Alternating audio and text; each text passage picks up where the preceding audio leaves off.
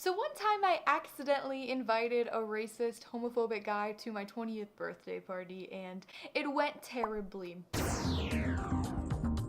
Hi guys, what's up? Welcome back to Haley's Comment, or welcome if you're new. Every Thursday on this channel, I'll post a new Storytime or mental health video, mukbang, conspiracy theory, Mandela effect, something like that. So you're probably thinking, how in the hell did you get yourself in this situation? And let me explain. So sophomore year of college, another girl in my sorority asked me if I wanted to go to formal with one of her friends. Now I didn't know this guy, but basically, if you've been in Greek life, you know that if you have a chance to go to a fraternity formal, like you go, because the formals are a really good time. And so I was like, heck yeah, I want to go, like please tell him to invite me. And so he did, and we went, and it wasn't a bad time. Over the course of hanging out with him, I kind of slowly started to realize that he was like low-key racist, like low-key homophobic. He was just a really ignorant guy. Like the person who says something and then you call them out on it and they're like, I got a black friend, like I can say that. Like those kind of people, like low-key, like you don't notice right away, but over time it becomes apparent. It was one of those things I had just started noticing, and it was always when he was super drunk. So I always like to think the best of people, which gets me into a lot of weird situations. And so I figured, okay, drunk him's kind of an asshole, sober him's nice, right? But anyway, like I said, I had just started to realize this, and he asked me to go out to dinner with him, and so I agree. And so we're talking, and he's like, Oh, what are you doing tonight? and I'm like, I'm celebrating my upcoming birthday with some of my friends. And he's like, Oh, can I come? and I wasn't expecting him to like invite himself to that. And I was like, oh, like yeah, if you want. It's mostly people from work. It was just like us. No one else was going. We're all pretty close, so like it'd be interesting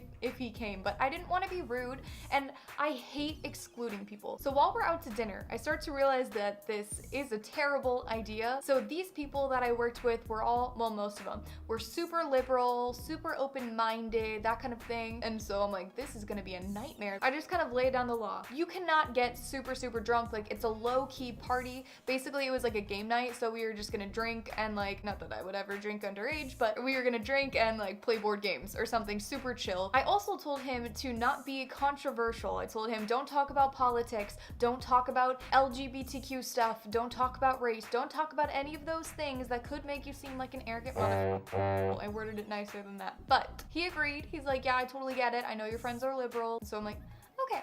He agreed to all these things.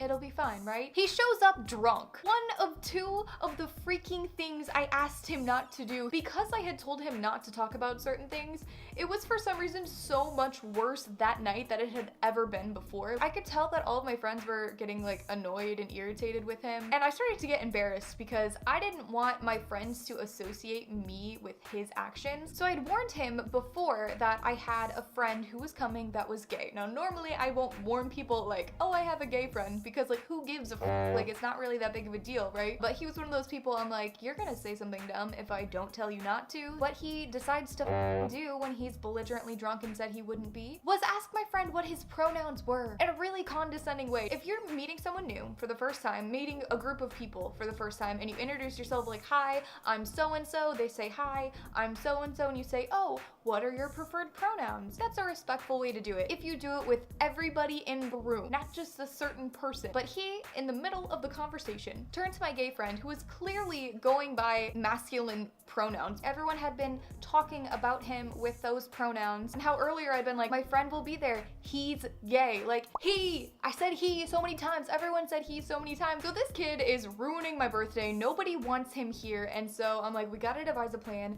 to get rid of him. We're like, let's get him up. He was already super drunk. If we get him past that point, he has to go home, right? And then we don't have to hurt his feelings. So we start feeding him shots and drinks, and really it shouldn't take that much to get him to that point since he was so close already. But he starts refusing. He remembers that I had asked him to not get belligerently drunk, even though he showed up belligerently drunk. We need to get rid of this guy temporarily so that we can figure out our lives. We asked him to go with my friend to go get chasers. We thought this would buy us some time so that we could figure out like how to actually get rid of him without hurting his feelings, but so that we could get on with our night. Apparently, on the walk over, the 5-minute walk over to the gas station, he spent the entire time telling my friend a few different things. First of all, how much of a gold digger I am because I didn't want to pay for my $3 bottle of Pepsi. Like, it's my birthday, aren't you supposed to bring something anyway? The rest of the time he spent asking my friend how he could get with me. Yep. classy guy. I even found texts from my friend from that night and from like the next day talking about it, so I'll insert those. So meanwhile, we've devised a plan to fake a campus fire.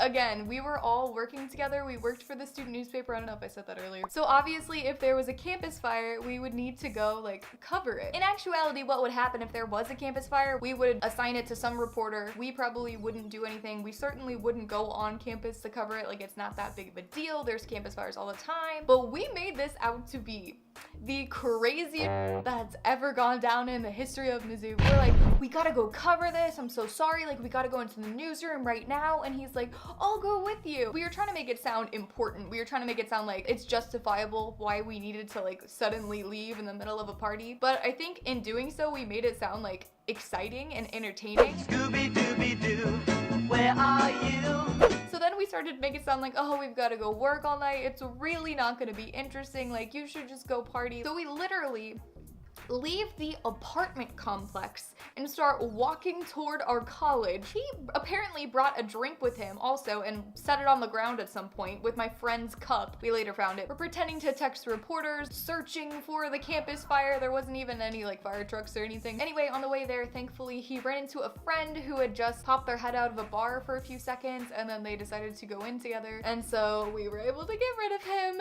Thank God. We waited until the coast was clear, and then we walked back to the apartment and continued our night. And we were all like fairly sober because the whole time we'd spent like devising a plan to get rid of him. It was not a great party.